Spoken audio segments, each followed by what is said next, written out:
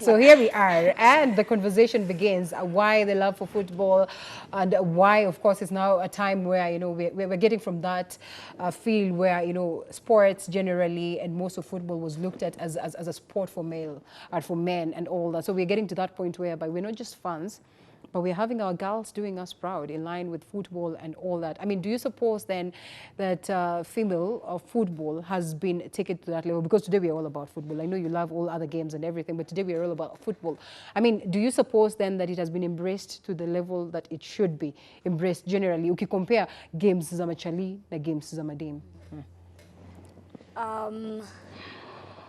I think football, because in Kenya, the publicity of Kenyan ladies playing football is not as much as the male. So maybe that's why the ladies pull back a bit. So unless you're really, really interested, then you won't really follow up. So I would say it's not been embraced as much, but also we can't really blame everyone, because what I love is not what you love, and what you enjoy is not what I enjoy.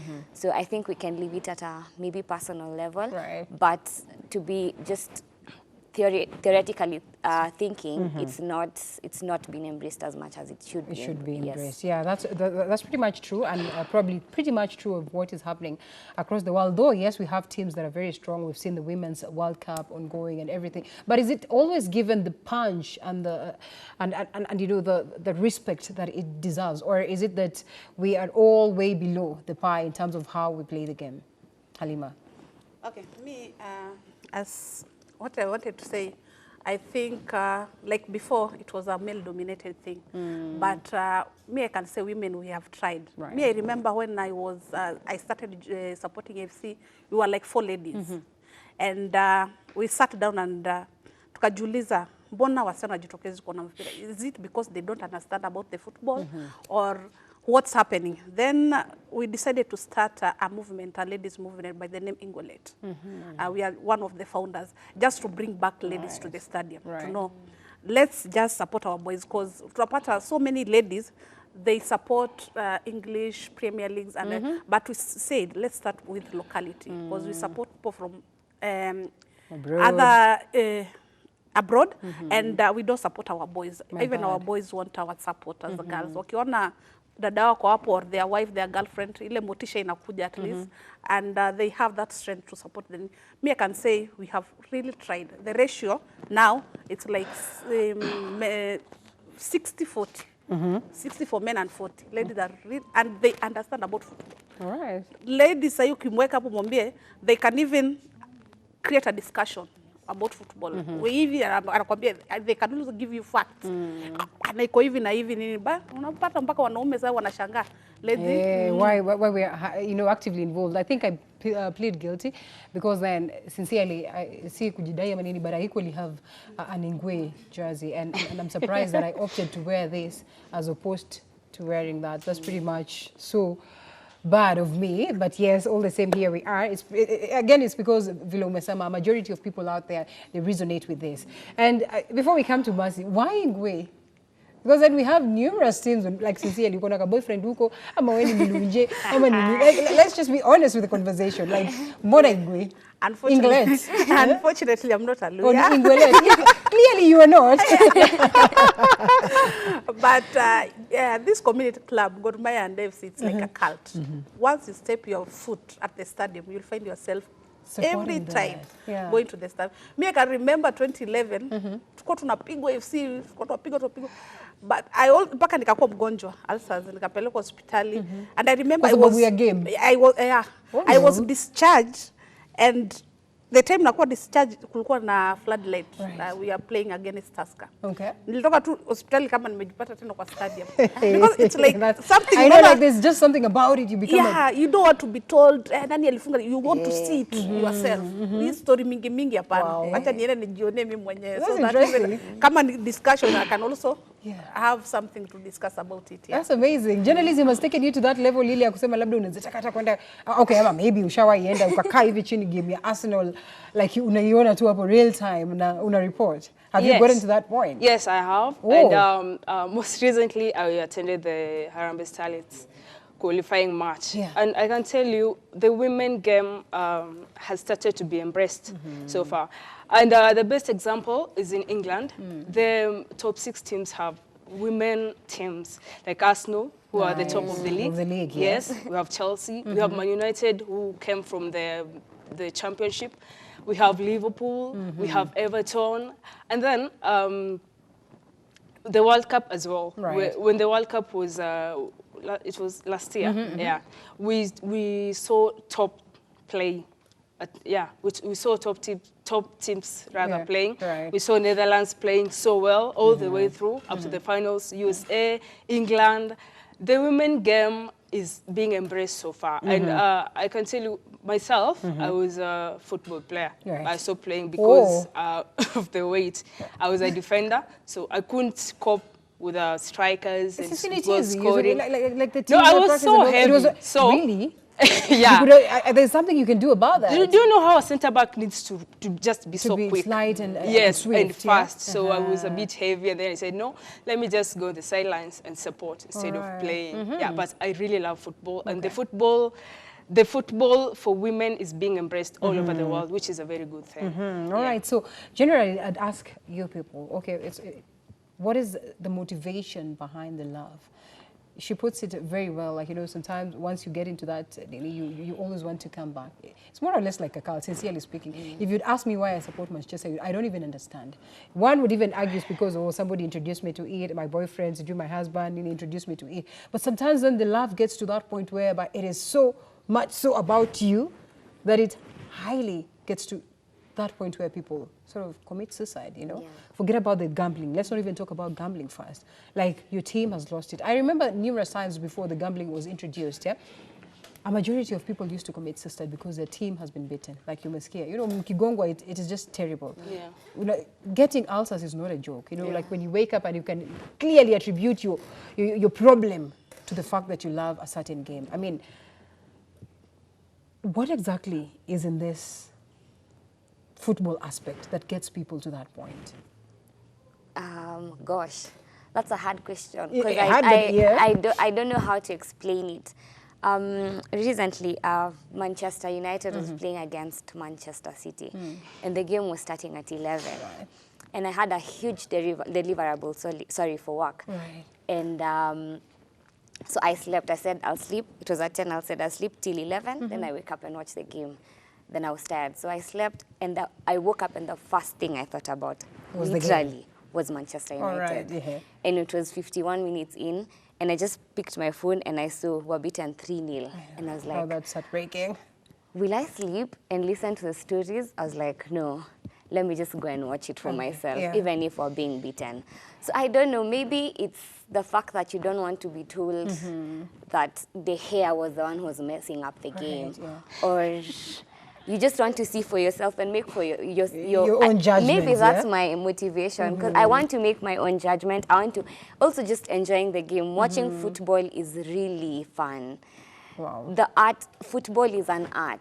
The way the formations, because different teams have different formations. Right. And teams that play 4-3-2-1, mostly Manchester plays like that. There are teams that play 4-4-2. Yeah, depending on what they depending on maybe their strengths. So football is just a whole art by itself. So when you get to understand and love it, you just can't help but watch it. Interesting, Mercy. When you talk to people, it is funny. It has gotten to a point where sometimes when I like, I've had this, and sometimes I laugh about it. Hata mimi nikikaa kwa game na mko, manze ukikujanga si ushindwa. Unaelewa? Wewe smart. Chezeanga tu huko. Unaona? Kuna mwingine akikuja na jezi anasema usivae hiyo jezi ya white. I remember this literally hearing about this. It was a day or it was sometimes the last game that we had, and mtu anambia toa hiyo jezi yako ya white. Ukivanga hiyo jezi si ushindwa. Vaa jezi ya red. So you're like, as in, fanatism has gotten to that point when you interact with some of the fans, because I know you do a couple of times when you're reporting on this. I mean, why that die-hard fanatism at some point? I really also do not know how to put it, because to me, I think football is just a part of my life. The art, and then the previous years, the times of Kina Thierry Henry, it was just art. If you go to YouTube and watch those videos, and then sometimes you're stressed and you need something to cool you down, you just go to a hall. I can tell you, myself as well. When we were playing at 11, I will put my alarm on, and then it gets to 11. And I you're go up. have a kaloko where I stay. Oh, I go there, nice. and you'll find that I'm the But only it's girl, funny, actually. it is funny how you always want to do it at a local. Yeah, you cannot watch alone. No, Oh, you need okay. the noise, you need the atmosphere, and feel like you're in the stadium All as right. well. And the funny thing is that most of the times, You're the I'm only- usually the only lady. Yeah. So, yeah, football is just something that you want to be associated with all the time. The moment you start. Yeah, the moment you start, you can't even stop. All right. Yeah. And then that kismat thing. Sometimes umeenda na jazi ama umeenda mapema. Right. So wanakwambia no wewe the next time come at half time or Karibu at this Kismat. minute. Yeah. Wewe una Kismat. Wewe ndio umefanya tukafungwa Okay. ama yes. Football is just in people. Yeah. All right. I mean, to that point of understanding it, because I'll tell you my experience. One, of course, I got into this because of the people that I was moving around. You know, you just find that they love football, so you're left with no choice but to figure out how you can equally love football. Then slowly by slowly, it gets into you. Then 2-3 years down the line, you're watching the game, you're loving it, you're loving the goals and everything, but sincerely, you understand nothing about all these formations, about what exactly sijui team nani amewekwa and everything. Then the time you sit down to understand, you realize enyewe nimekuwa nikiwatch nini all this while. I mean, do we always get to that point of understanding ama ni kuona tu tuone? Me, I can say it's something, but it happens in our study until to date. You can sit with somebody watching game, mostly ladies, not even men, and someone scores. Pata mtu anakuuliza, nani amescore? Tumescore nani? Ni player wa FC. Kama hujui jina, wewe ni player wa FC. Ni wa FC. Utajulia jina mbele. It's something ladies love. I think because of that football, it's create both that family and unity. Yes. And issue of love also appears in football. Because me, like personally, I've created a family in AFC. Anything it can happen, I know I'm part. This was, they got you back. Yes, I know I have AFC family as my back. Wow. But the ladies, they need something in a happen iko ndani yetu. We love because I think because atmosphere at the stadium. We want to mingle with so many people. And that's what take us to the stadium. And hata kama I remember kuna mtu alipeleka rugby and that was my first and last. That was why nilipeleka huko tena. Because I don't understand, sijui wana score aje wanafanya nini. I don't totally understand. It's something also happening in football. And I think by slowly, even me, when I started watching football, hata sikuwa najua nini and nini. But by the time sitting kuna center back, kuna defender, striker, forwards. I started learning. Nakajua. Na mark nilikuwa na mark t-shirt ule ndo striker. Anaka side gani? Huyu ndo kupeleka kwenda kufunga defender, ndo kudefend goalkeeper, and people started learning slowly by slowly. Yeah. All right. And to add on to that as well, hata mimi, when I started following, I didn't even understand. Anything. I was just a random fan. And then as you go by, I started now understanding the goalkeeper, the center back, the striker. And a good example is when we have a major tournament like AFCON or the English Premier League, the top teams playing. When you log on to Twitter, you'll be surprised at the number of ladies who know their football. They really do know their football, even Facebook as well. So it's something that we started just supporting, and then we got to understand, and now it's just in us. And a number of them are now even making a living out of this. All right, let's pick this phone call from John, and let's get to hear what, of course, the panel at home has to say in regards to this. Good morning, John. Wageni wetu habari. Nzuri. Wache niseme namna hivi, mimi nataka kuwashukuru wanawake kwa upande wa mpira kabisa. Kwa sababu ukiangalia ile kiwango wanawake wamefikia katika ulimwengu wa soka kwa taifa letu hili. Halo, nakusikia? Yes, ukiangalia kile kiwango wanawake wamefikia katika soka katika ulimwengu wetu wa Kenya hapa. Ndio. Uko juu zaidi kushinda wanaume. Na inasikitisha Linda. Inasikitisha wakati wanawake wanacheza mpira. Ukienda katika ile stadium Linda, utapata wale washuhudiaji, wacha nianze na mimi mwenyewe. Ni kidogo sana namba ya wale washuhudiaji mashabiki wa wanawake hapa, ni kidogo sana. Ningependa kwanza hilo jambo liinuliwe zaidi. Watu wajitokeze, sikieni kuna dada wetu wanaenda kucheza pale mpira. Tujitokeze, mimi Adamba nikiwemo na wengine wajitokeze, tuwaone waheshimiwa pale wamesimama. Tuinue mchezo wa mama wa soka katika taifa letu. Itakuwa ni jambo bora sana hili. Kweli kabisa. Kabisa, hapo nimesisitiza kabisa, wanawake wakicheza mpira na uangalie mashabiki wako katika uwanja ukilinganisha na wanaume, wanawake ni mashabiki ni kidogo, na ukiangalia kile kiwango wanawake wa Kenya wanakienda World Cup. Lakini wanaume hajaingia kufikia kiwango hicho. Kweli kabisa. Jambo hili ningesema mna hivi Linda. Ndio. Na nisikitika kidogo. Kwa upande wa wazazi, sisi wazazi hapa mara tunaona walimu wanafundishwa katika shule, hata ni kuna mahali pia tusikia hata mwalimu amepigwa, amekufa. Kweli. Nasikitika na nataka kuomba wazazi muangalie. Saa nyingine maneno ya walimu ina stakeholders tatu.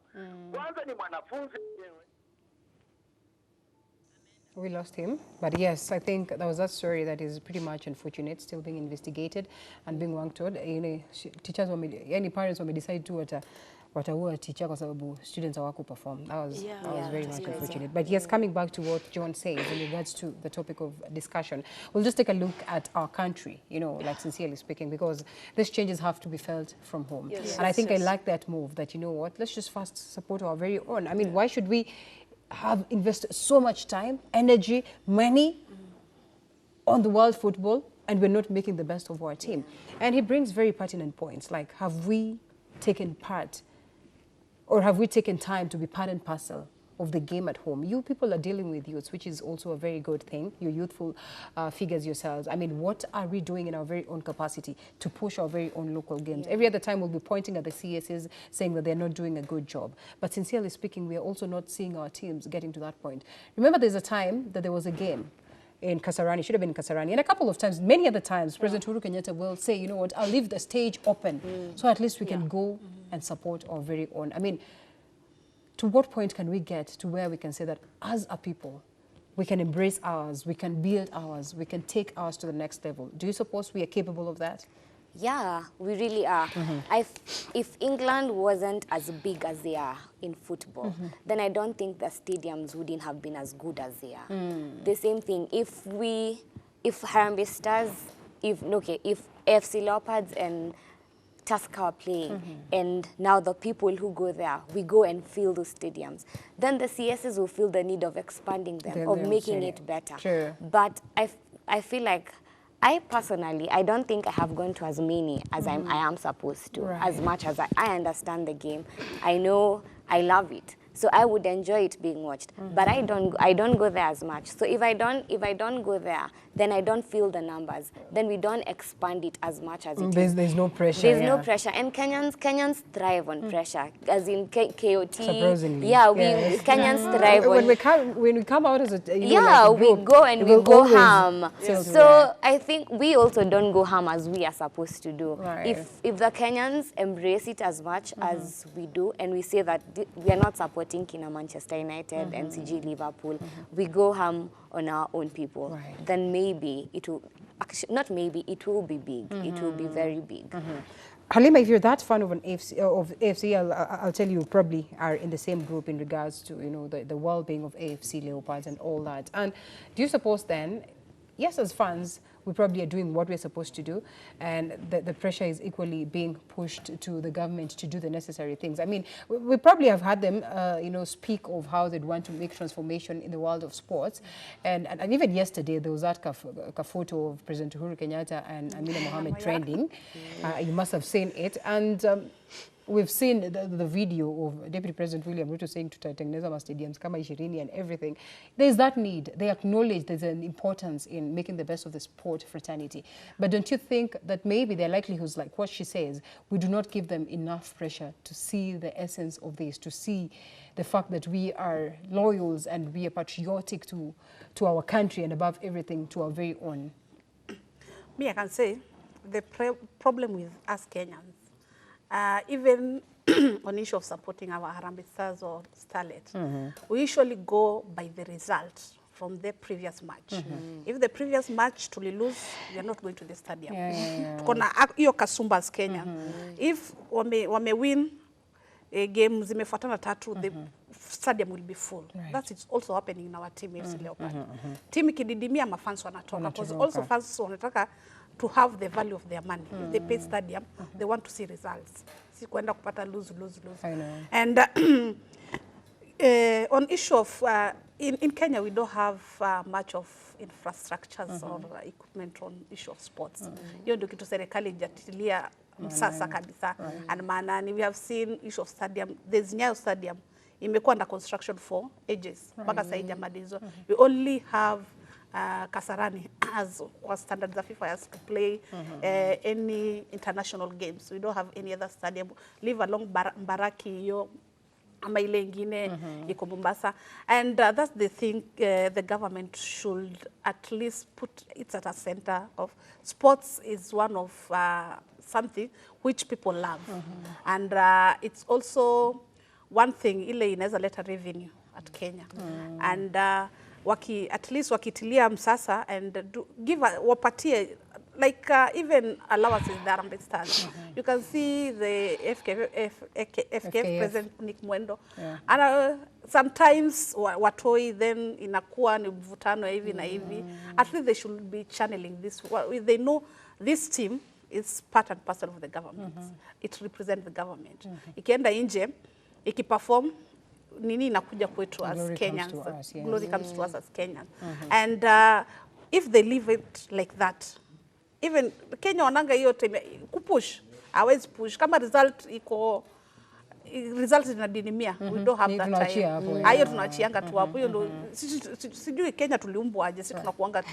That's very much. I mean, wake up call for that matter. And I think that's what also the caller was saying, that, you know, we should be part and parcel of this sincerely. Let it not be something that, you know, would send people to pushing you. I mean, it should be a personal initiative. Mercy, as you report around in regards to sports, in regards to any other fraternity, you realize that it's an entity that pays hugely. And a majority of sports women and men out here are making the best of money. And, you know, they probably are the richest, you know, it's the richest, you know, career, you'd say, that you'd venture in. That's, you know, kids are growing up, and today the narrative has changed. They don't want to be doctors, they don't want to be lawyers, they tell you they want to be footballers. They will tell you they want to be, you know, athletes, because it's paying pretty much well. We've seen the athletes, you know, sort of bringing so much glory back at home. But again, on the other hand, complaining that they're not celebrated as it should be. What should be done? What should we do? I mean, what should be the wake-up call? What should be the changing factor towards ensuring that we make the best of our very own athletes, and moving forward, make the best of it, and we see this glory that they bring back home be of importance to us as a country? Thank you. First of all, for us to make these athletes and footballers and wherever to feel appreciated, we need to pay them good money. I mean, when someone has won as a gold out there, and then they come back, we don't even give them anything, or we give them peanuts. They won't even feel appreciated or motivated. Or we should rather name stadiums after them, you see. Another thing, we've chased investors out of the country, like SportPesa, who's supporting our football. At least they I love the Jaza Study initiative. Right. But now, even our team, like Harambee Stars, and look at our KPL, the status of the fields.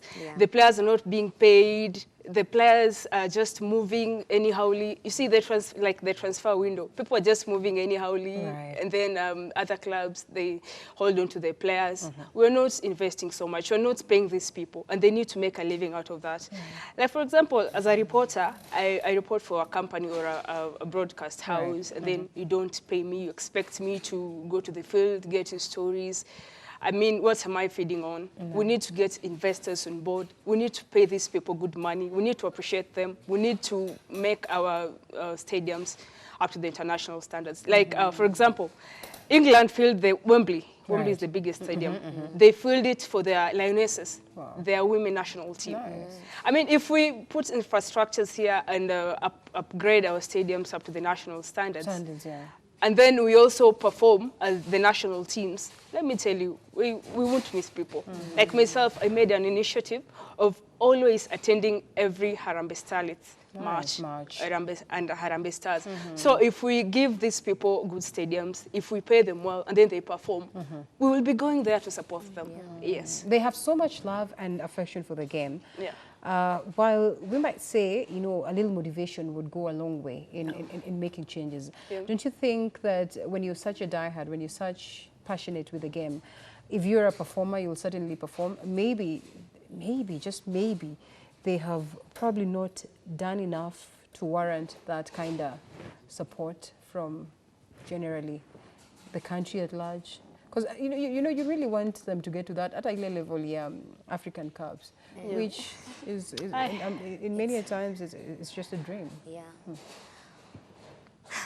I know, and we don't want to just talk ill at all, because then we still remain positive. But reality should be said, you know, and there needs to equally be that kind of level of motivation that, you know, above everything, these people are doing a good job. Well, you take a look at the likes of Cameroon, they're doing so well. There's not a single time that you miss Cameroon at the level of Africa Cup of Nations, times World Cup. And the situation down there is terrible. Our president has been in power for almost 38 years now, and a majority of the players are players that come from a region called Amazonia, and there's a lot of battles down there, a lot of marginalization. Like, the state is not in the best of state, but still they go out there and shine. Like, they just give you that motivation that, you know what, we are into this and we're doing this. Don't you think that at some point maybe also the players sort of disappoint us? I'm still cringing. We're whispering. I'm still cringing about that. I'm really not sure what to say. Because when you have passion, you still need something that motivates you towards it. Gosh, that's difficult. Well, I think it's a 50-50. No, I'd say 70-30 to be a bit more realistic. The 70 is the passion that drives them. The 30 is the funds and the motivation they might get or they will get from the government and the rest of the things. So maybe, they need to a bit, I don't want to say, they need to improve. I don't want to say pull up their socks. They need to bring it out a bit. I think even just demanding our support, maybe even online, as in individually see them, they need to also try to make themselves known, so that when we talk about them, we're not talking about Harambee Starlets, we're talking about, if I was a player, Pauline, you get? So, like, I see that's what they do. Like, we'll keep referring to the England team because they're the ones who I pretty much feel like they've made it. You can see the post, their Instagram, they've made themselves, it's like they're their own brand. Maybe they should also try to do that also, so that when we know them at a personal level. Sometimes I feel like I know Marcus Rashford too much. I know. He's in like my you face. Relate. He's in my face a bit too much. I get angry. I get angry at the fact that he's just 20 and he's making millions. I mean, on a weekly basis. On a weekly basis. I'm way older than that, and I'm not even nowhere close to that. I mean, I'm still trying to figure out where my life is heading. But he's made himself a brand. Same to the rest of the players. So maybe they should try other ways. They should stick to their passion and find another way of make themselves known to us. If we can relate at a personal level, then when it comes to fighting for them, we fight for them in a better way. All right, interesting. That will be directed to Mercy, but now later on, in regards to where we've been ranked by FIFA, then you ask yourself, sincerely speaking, however much we want to be on the forefront towards making the best and the environment and paying them well. I mean, sincerely, is there motivation at all? And coming to the factor of motivation, we have players who've gone to the international scene and they're doing very well. And somebody actually watching us says, you know what, why do we have players like, Premier League, the likes of Wanyama, they give it their all. Nikufa kupona. Lakini wacha warudi hapa kidogo wacheze kwa game zetu. They do not put as much effort as it is. And you know there are people who watch. And you can see, sometimes even when I'm reporting here, there's someone who's watching back at home, they'll tell me, today you gave it your best shot. Jana uko research. Josie, you were not in the best of moods. Or you're not in the best. So people are watching. So the very same people who are fans of the teams, the local teams, are the very same people who are fans of the Premier Leagues and all that. So they say, like mtu kama Wanyama anaipatia best shot.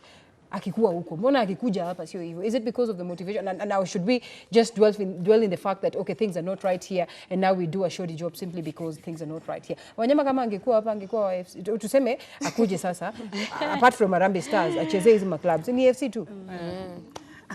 Okay. Would it be the same Wanyama mwenye anacheza huko na akuje acheze hapa the same thing? Okay, vile what I can say ni hakuna player wingi ya kwa grau akitaka kulose, akiona mentality ya kulose. And when it comes to Harambee Stars, kuna ile motivation pia inakupatia. Wanyama, yes, utajitolea ucheze huko, but when it comes to Kenya, mbona nijitolee then I get an injury, hamtanisaidia to heal my injury. Okay. Na nikirudi huko wataniambia injury nilipatia wapi? Kenya. And you won't cater for my medication. Is something imekuwa ikihappen. So many players wanapata injury, unapata team imeweka kando. They start opening a group kuanzisha kuchanga. Kuna ile motivation pia inafaa kukuja. Even in coach wa Harambee Gosmule anafaa kuangalia. Yes, we have so many our players international level. They wanakuwa called back to come and play for Harambee Stars. But why do you leave young tanks, young bloods who are performing in KPL, Yes. then you bring people from nini wenye wanakuja kutuchezea Kutupatia shoddy job, mediocre. wanaogopa Mediocre. kupata injury because they are playing for English teams, they're being paid well. Right. Instead of bringing these upcoming footballers to give me that chance, those people will perform without even motivation. They will definitely perform. These people have made their name.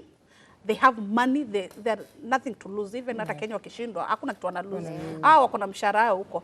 But what about nchi yetu ya Kenya? Wanaiacha wapi? That's what something even our coaches need to know. Let's let's nurture talents. Right. Patia wa vijana wako huku chini. Ukitaka experience, bring like 4 to 3 when wako nje, they come and bond Right. to at least tupatie ile experience hadhani. But when tukiendelea na hii mentality ya bring people from when you made name and everything, when you wanaogopa injury, we won't go anywhere. That's a good reasoning, and Fig, it's like you read your mind, like sincerely speaking, why do we have to call them back?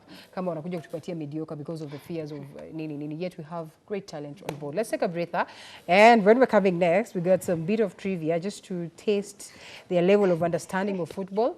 And yes, equally you back at home, we're expecting to hear from you. You interact with us, we get to know whether you know your football that much, and much more, of course, as we come to the last bit of the discussion. That someone says they have seen someone who looks like him somewhere around Westlands. It should be Westlands, or yes, Westlands. This terrorist was spotted today in Naivas Supermarket, Westlands. Let's be on high alert and inform authority when spotted, because he managed to escape before the police could be called. They verified the CCTV footage and it was him. Of course, this is what they say. I mean, people look alike and all that. So you can only be a little bit cautious, especially if you're around there. And anyway, if you're around Nairobi, just be on alert. And in the event that you get to see them, then you know where to report. And of course, that's the face, Maulid Bilal. So yes, we'll be waiting to hear what reports we'll receive in regards to that. So stay woke, it's important. And of course, moving from that, is also very important that we cross over to the discussion that we were ongoing with. Lots of points coming on board in regards to how we've dealt with the question of football, not just in the country, but of course the global scene. And crossing over again to the panelists, the ladies who are here, who are fans, number 1 fans of football, and they have their different stories and experiences in regards to this. So they've been sharing this, and of course, before we went for break, we were talking about Kenyan football for that matter. And the question of corruption cannot fail to pop up. We talked about Nick Wenda, we've talked about the previous regime. We saw Achesa being, of course, ousted out of the office simply because there were, allegations to do with matters corruption, mated upon him. And for the longest of time, you remember the story of Hassan Wario. So clearly, the sports scene has not been in the best of shape. Do you suppose then that we get the wrong figures every other time that we're talking about? I'm calculating on whether I should go behind or from the front or whatever it is. Okay, let me just cross over to this side and sit here. And I'll ask the ladies, really, are we genuine when we're talking about this talk of corruption and how we can deal with the question of corruption, especially within the sports sector? And do you suppose that Madam Amina Mohamed is doing what she's expected to do in regards to streamlining the sports sector? I can see you guys looking at each other, sort of, nani atashika you, nani atajibu you. You are open. Anyone can pick that one. Me, ile kitu naweza sema, I think the sports dockets inafaa kupatiwa a person who understands sports, not in any other person mwenye anakuja kulearn on issue of sports kwa the department amepatiwa. Let's find somebody who understands sports, who has passion for football, sports in generally, mwenye who has the love for sports.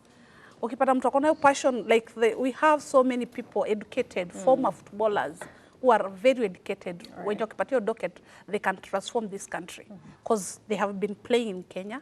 They know the challenges which encounter sports industry, and they can come up with the solution on that. But giving to any other person because akona makaratasi nini PhD, she doesn't understand about football, unamweka hapo, hakuna mali tutaiendelea. Right. Because unakuja kumwambia Harambee Stars inataka pesa hii, and it's very urgent for proper preparation, but yeye atakuja kurelease pesa nini ya mwisho. Sasa zile players wame lose morale because they don't have allowances. Mumekuja nini players kuna mali wataenda camp, and you know when preparing a football team, they wanafaa kuka camp so that wako na ile mentality wanafaa kucheza kitu kama hiyo. But ukiacha mtu by kesho ukuje camp unamwambia enda pende ndege unaitwa kwako yuko, hakuna hiyo preparation because this person she doesn't love football, she know nothing about football. Na tukiendelea kuweka watu kama hapo, hakuna football industry yetu ya Kenya itaendelea. True, we cannot talk about the stories, we know them. Hizo unfortunate stories. Mercy, moving forward sincerely, are we getting the best in the docket? No. Sadly. Ooh, that is Yes, just a sadly, good one, yeah. no. And I would support Halima. We should put someone who has sports at heart. And bring these people who squander the money meant for these sportsmen and women to book. Yeah. All right. Yes. Okay, true. We're seeing George Weah doing well. He's the president now of Liberia. Who would ever imagine? Sometimes they look at as people who are not capable, but now he's manning Liberia, sorry, and he's doing a good job. So yes, it's true. Sometimes there is that need of understanding and the love of the docket that you're being put to. And now I think it's important that we cross over to the game. Yes, and just get to see how much we love the game. And we have some trivias. Umechungulia? I do. Say the truth. And shame the devil. For real. To make sure nimekuuliza hizi. Sijaona. But anyway, there are about how many questions? There are about 15 questions. 15 divided by 3? 15 divided by 3, 555. Yeah. 555. To test tu tuone tumefika wapi. Alafu tutakuwa tuna rank hapa. Kendi ameziandika hapa, but I don't know how Kendi atakuwa anaweka. Sasa Kendi utakuwa unaandika wapi? Points utakuwa unaandika wapi? Utakuwa una tick tu, una tick, unaongezea mtu mark moja depending on how they perform. So we have Halima, Pauline, and Mercy. Don't you worry, hata mimi ningekuwa hapa, trust me, I doubt I would do. But at least niko na idea. They're just general questions, which is okay. Unaweza sema pass, unaweza sema nini, ukiona mwenzako ameshinda unaweza msaidia, and we get to see how far we can take this. So question number 1, nani anaanza? Halima, eh? Sawa Halima. Hii mtu wangu ni ngori. Hii ni hatari. Ngoja kwanza tutafute kama kuna AFC Leopards kwanza. Unajua players wa AFC Leopards? Unaweza name kama wangapi hivi? Unataka ni name? Name. Kuna Zuma, kuna Kipiegon, we have Makwata, we have Marvin, right. We have we have Owade, we have mwingine Muislamu wetu huyu, tuko na Oburu, we have nataka waje our captain Kamura. Okay. Yeah. All right. Mawira, yeah. Fair enough. All right. Hizo waziingie hapo. Mimi nikiingia natoroka kila saa. All right. Coming to you, Arsenal. Tupatie majina za watu wa Arsenal. Wewe unajifanya fan hapa.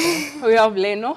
We have Siwajui. KK, I hope you're on standby listening to that. Leno, goalkeeper. Right back we have Hector Bellerin. Center back we have David Luiz. Nice. Center back Socrates. Okay. Left back we have Kolasinac. Okay. Defensive midfielder we have Torreira.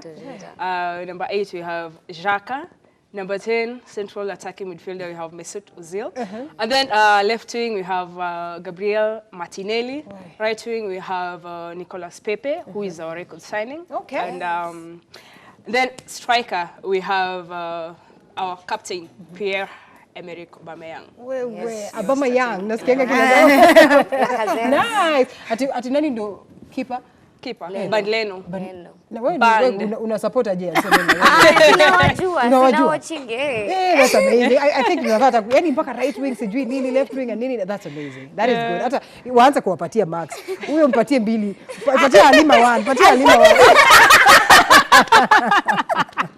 Patia Mercy 2. Hey, this is amazing. Wacha tu tupatiane credit. Si ndio? Haya, Manchester United. We have De Gea. Yeah, naelewa. Yeye unajua ni sports journalist. So wewe tutajie majina. De Gea, then there's Martial. All right. We have Rashford, Lingard. Then there's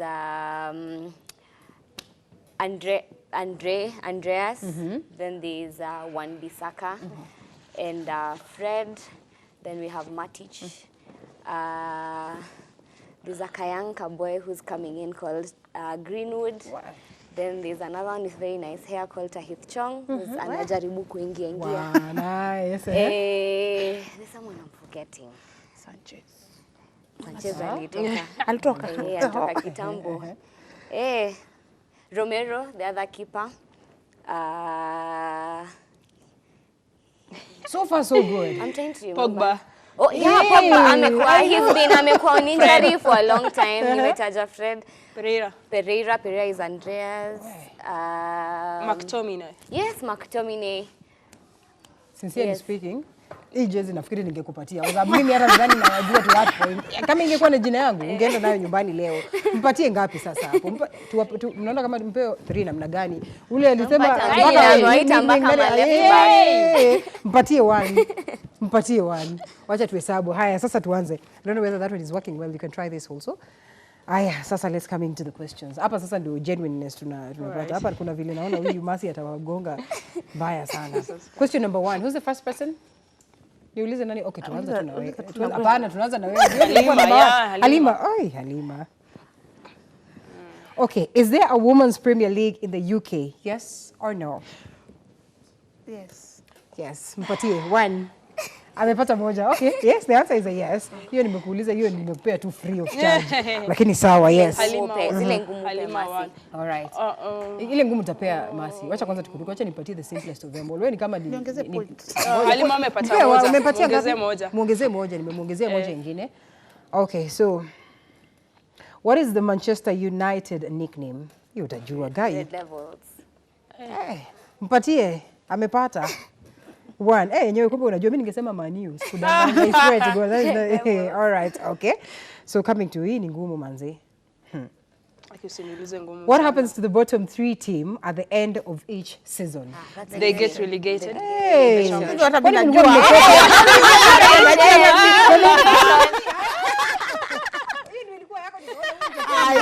Sawa, mpatie hapo point moja. Nilikuwa karibu ungetuachia hizo. Okay, sawa. What teams were relegated from the... Lakini wewe umesema upendi. Hii ni yako basi na kuachia hii, sawa. Gosh, I'm trying to remember. I hope tumebalance. Sawa, last season. Sawa, hapana, usikue na haraka. Ngoja niisome. What teams were relegated from the EPL at the end of 2018-2019 season? Yes, of course, should be last season. Hapo sasa umeumia. Hapa hata ufikirie mpaka kesho asubuhi. Usichungulie hapo. Kwani unazijua ndio unataka kumwambia? 2018. No, I'm also trying to remember. Nimezisahau kidogo. Hizi hata mfikiria aje najua muwezi kumbuka. Swansea. 2018. 2019. Unajua No, 2018-2019 inakujanga aje hizo season? Yenye ya last season. So si ni last. Last season Huddersfield Town. Huddersfield. Sasa hiyo ni anza nani? Sasa hii tutapenda ni half. Tutakupea half kwa sababu unamjibia. Nipe half. Muongezeke half hapo kaburi. Na half sasa itatuharibia hesabu hapa. Ingine ilikuwa nini? Huddersfield ilikuwa relegated last season. Huddersfield.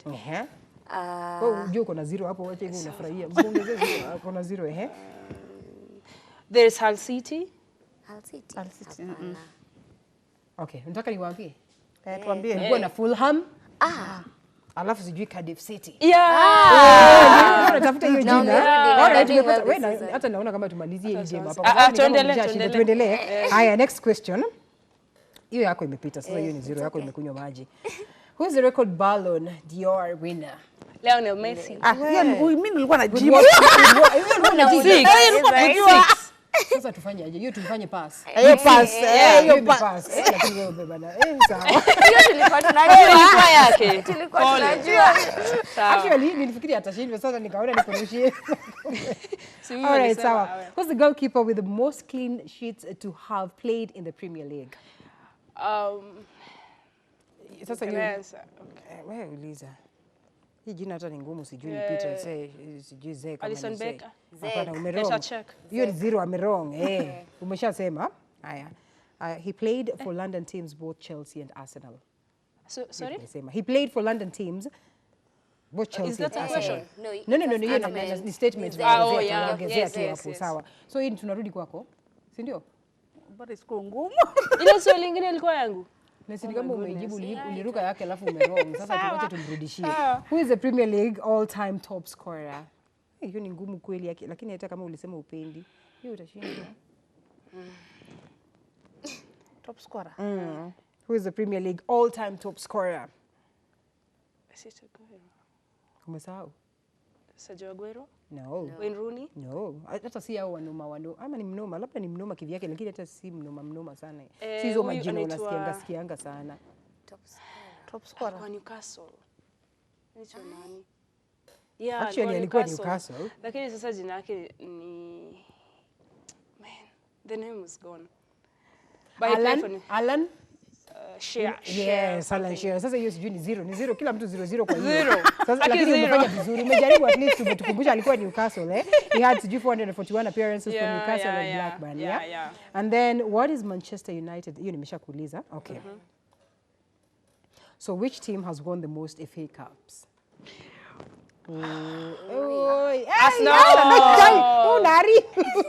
Hiyo ilikuwa yangu. Ilikuwa yake, lakini sawa tu kwa sababu alikuwa mtu ni timu yenu, lazima ungejua tu. Hiyo lazima. So unataka tena tukuongezea half ingine? Hapana, hiyo ni zero. Hiyo ilikuwa ya huyu. Sawa. Sawa, ni zero, amekula zero hapo. And then okay, which team comes second? Kwa table. Kwa sasa which team has won the most FA Cups? So FA Cups, which one comes second? Hiyo ni yangu. Umesemea mwenyewe mwenzako zero sana. Sasa inakimbia. The clock is ticking.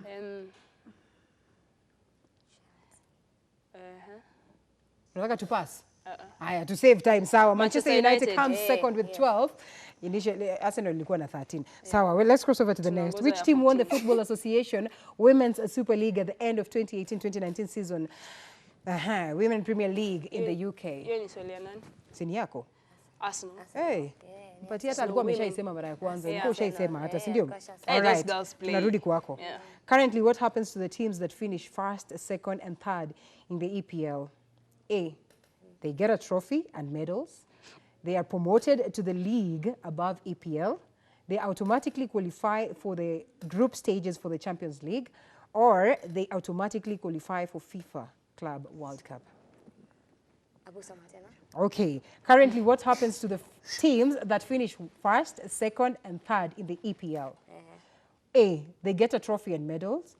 They are promoted to the league above EPL. They automatically qualify for the group stages for the Champions League. They automatically qualify for FIFA Club World Cup. I'm tempted to say A. I'm not sure about the rest, but I know that well, that one, no. Okay, C. Actually, the answer is C. Yeah. Ni C. Haya, ni C. So umepata zero. Ameanguka zero. Ameanguka hapo, sawa. Haya. Who's the current England captain? Hiyo ni ya nani? Ni yako. Oh. England captain. Hii mngeniwekeza KPL. Msaidie. Harry Kane. Hapana, Thierry Henry. Hata sijui kama ni ukweli. No. Ni uongo hiyo. No, Haya, umepata. Tuongezee ngapi? Zero, hiyo ilikuwa yangu. Kike ni uongo ama ni ukweli? It's Harry Kane. Come on, Thierry. You got it. Tulikuwa tunakupima hapo tuseme Hiyo ilikuwa yangu. Ni zero. Wewe si zero. umeshindwa umeshindwa. You see, Ni half. this was a twist. Tuone kama atakubali ama atakataa mwenye ana nini. Akishasema answer alafu tumpatie answer tuone kama ata accept ama ata accept. Of which amekataa na amejustify na amewin. Mpatie points hapo, mpatie. Haya, what is the nationality of Arsenal's all-time leading top scorer? Hiyo ni swali ya nani? Yako? Yangu. What is the nationality of Arsenal's all-time leading top scorer? He's French. Thierry Henry. Haya, there you go. Then you got it. Hiyo ndio hiyo sasa. That was the twist. Mpatie ni yake. Give credit where it's due. Harry Kane ameshinda, Thierry Henry ameshinda. Acha tumuongeze hata amewashinda hata tusiendelee na hizi maswali. Si ndio? Tuendelee. Tuendelee. Zimebaki mbili. Actually zimebaki tatu. So 1 2 sawa. 3. Si ndio? Sawa, Coming to you. What is the nationality of Zlatan Ibrahimovic? Guy.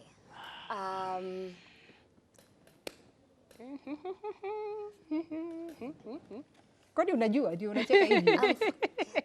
Ibrahimovic. He's from It starts with an S. Let's make it easy. Tukusaidie. Alafu upate 0. He's Swedish. He's Swedish actually. Umepata 0 though. Sasa ni hivyo. Which are the top 3 teams in the 2018-2019 season? Where? Hiyo sasa ni hizo za three. Top hizo three hizo teams noma where? noma hizo. Hizo Where? ma Premier League. Ni ma Premier League. Oh, yeah. Liverpool. There is. Umejikaza. Singaza na mwenye ameshinda last season. Lakini sawa tu Wanasema wamejaribu. hii Wamejaribu. table Wacha hii- aseme tu, sema tu. Unasema according Random. to the Wamejaribu table. bwana Liverpool. iko. Umesema table ya this. Which were the top 3 teams in the 2019 season? Last season. Umejaribu Liverpool moja. There is is it Man City? Is it there? Man City. Kumbe And unajua. Chelsea? No. Chelsea. Tottenham Hotspur. Tottenham. Lakini wacha tumuongeze, tumpe tu moja. Tumuhurumie bana, amejaribu. Haya, lastly, who's the top scorer in the 2018-19 EPL season? Jamie Vardy. Hakuna kitu kama hiyo hapa. Tuendelee. Hii season ama last season? Sasa ni 2018-2019. Oh, it was shared between 3 players. Now Pierre you're talking. Emerick Aubameyang from Hey, Arsenal, Sadio Mane, who is the African Player of the Year, by the way. I'm so proud of that. Hey, Senegalese. okay. Yeah, and then Mohamed Salah from Egypt. Both What from else can we Liverpool. do? I mean, sincerely speaking, sasa tunakupatia zawadi gani? Alafu chagua wimbo, chagua wimbo, chagua wimbo. Chagua wimbo yenye unataka Wimbo DJ tena. akuchezee. Gani latest sai? Ama mwekee wimbo mzuri afurahie kwa sababu she's made us proud. Yenyewe kweli wewe ni Kuna sports hii wimbo ya journalist. Arsenal uko nayo? Hey. Nakwambia Nakwambia mtu kama ameshinda anaitika na kiburi kwa haki ya Mungu. Uko na gani ya sports tupatie? Tupatie scores, tupatie scores. Scores tunajua kweli. Mnataka kuaibika nyinyi? Hapana. Tuseme kweli. Hamtaki kuaibika, si ndio? Kuna mtu akona 9.5, kuna wengine wako na 3. Hey, man. Ayu, tuseme hizo. You all know who's won and the board is right. Miss Aliva, okay, well, Mercy carries the day. And there you go. 9.5 mtu wangu ni noma. Yenyewe wewe ni sports journalist. So give credit where it's due. And some bit tumebakisha kama 2-3 minutes. I think it's only fair that we dance the session away. And we say that moving forward, we wish ourselves all the best in regards to matters football Yes. as a country. Yes. All right, wapatie mziki DJ.